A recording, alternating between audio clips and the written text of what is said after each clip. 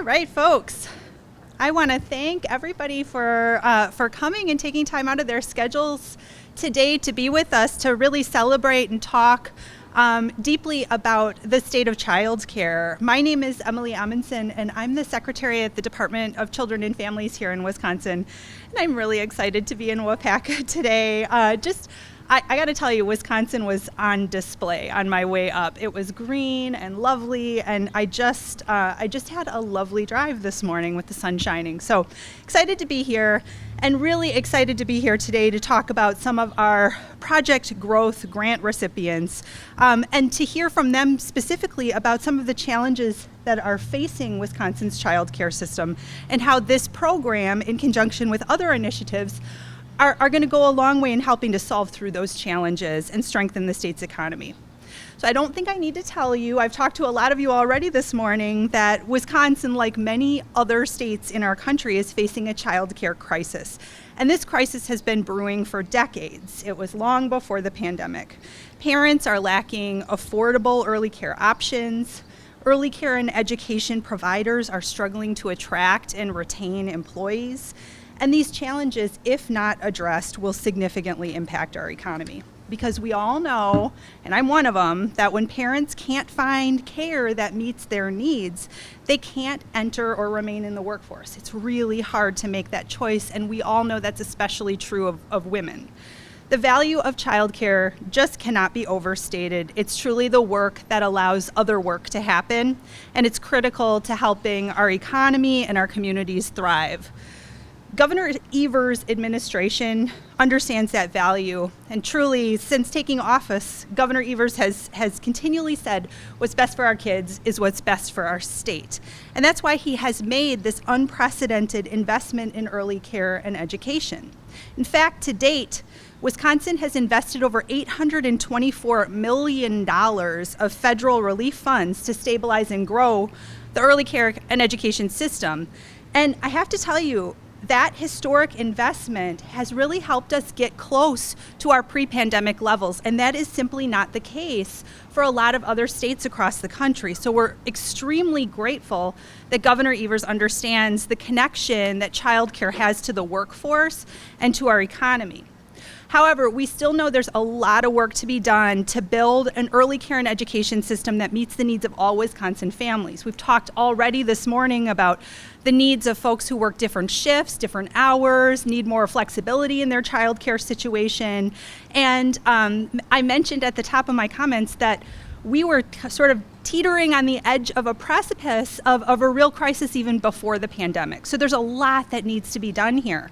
In order for us to do that, we need to switch our lens from the perception that this is just simply that parents and caregivers need to kind of take this burden on alone, and this is a problem for folks to solve through individually.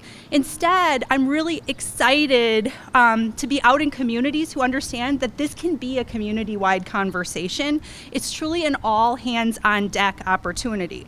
And that right there is why we launched Project Growth, which is going to help us kickstart these kinds of public-private partnerships. What we found is when business and childcare and economic development and other partners come to the table and innovate together, we all benefit. And communities and businesses across Wisconsin, they see that benefit. And then it's like a boulder that starts rolling down the hill. It starts to gain momentum. So during the 5-week grant application period that we had for Project Growth, we received a really exciting amount of interest. In fact, over 660 Partner Up applications and almost 40 Dream Up applications.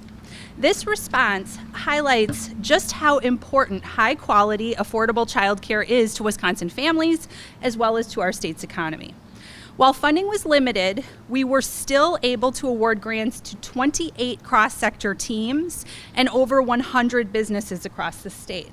And I'm really excited to announce that 5 cross-sector community teams and over 30 businesses in this region, the Northeast region, are grant recipients. So this is wonderful news for Northeastern Wisconsin and also for our entire state.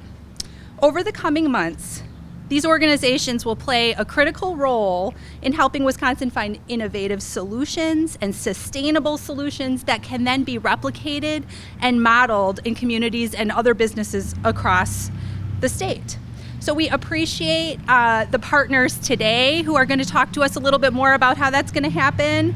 And we appreciate the partnership in helping to map and build those long-standing innovative solutions that we know we need in order to really build that system of care for all Wisconsin families. So I'm very excited now, and it is my honor to hand it over to Mayor Brian Smith, Mayor of Waupaca, whose community is receiving a Dream Up grant. He's going to talk a little bit more. Thank you. Thank you. Thank you, Emily. I have to tell you, whoever thought of allowing me to speak forgot that I'm a politician, and you give me a microphone, and I'm going to digress a little bit as we go forward, but I do want to make some valuable comments today. I just want to recognize a couple of individuals that are here today with us that are representing the city. We have Alderperson Dave Peterson, who's standing in the background, is representing our alderman, and then we have our city administrator, whoops, sorry Josh. We have our city administrator, Aaron Jensen, with us today, and then we have our chief of police, Brian Hosell, back here, so don't get too rowdy, he's good. And our grant writer, who is responsible actually for you people being here today, and that's Greg Groman. Greg, thank you. Just to talk a little bit about our community real quick here. You're sitting in a downtown that has been revitalized in the last couple of years, and we had a state transportation program grant that was an 80-20 grant that the city had to pay for 20% of that. That amounted to almost $2 million, and we were able to redo our streets and our sewer and water in the downtown area. We also piggybacked that with a business incentive program down here where we offered up $40,000 to downtown businesses to improve their facades and improve their interiors. So it was a big thing for us to make the downtown look better. And you can see the city square looks a little under construction now, and it is. We're trying to make that look as nice as the rest of the downtown.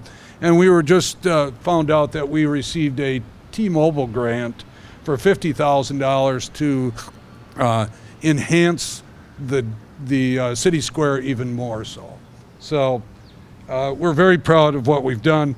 We thank you for the $75,000 grant that we're receiving for child care planning. We hope that you come up with a great plan today that helps our community to move forward.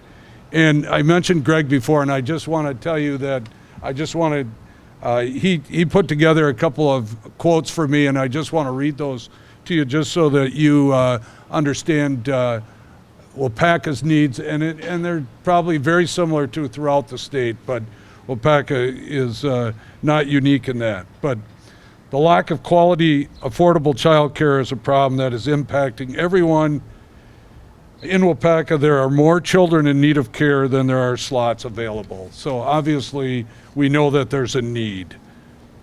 The average cost of full-time care is just under $900 a month. And if you think about that, that's about $10,400. And if you take our median income, that's about 25% of their income is going to pay for child care. So if you can find a place, it costs a lot of money to do that. Many parents are making the difficult choice to leave the workforce and become home care givers, which also increases the amount of workforce shortages that we have. And we know that in our town, the biggest industry that we have is the Waupaca Foundry, and they are having a very difficult time keeping shifts filled, and we need everything we can to help them in that area. The city of Waupaca recognizes that something must be done, and we are grateful to the state of Wisconsin and the Department of Children and Families for this opportunity to face this issue. By that, we've put together a dream team of stakeholders from business, local government, education, healthcare, and more to identify and act on solutions that will make childcare more affordable and accessible to families with urgent need. So again, we thank you, Secretary Amundsen, for being here today, and we thank all of you for participating. Thank you. All right. And happy to take any questions if there are any, but folks are also invited to come and listen to the conversation that we're about to have.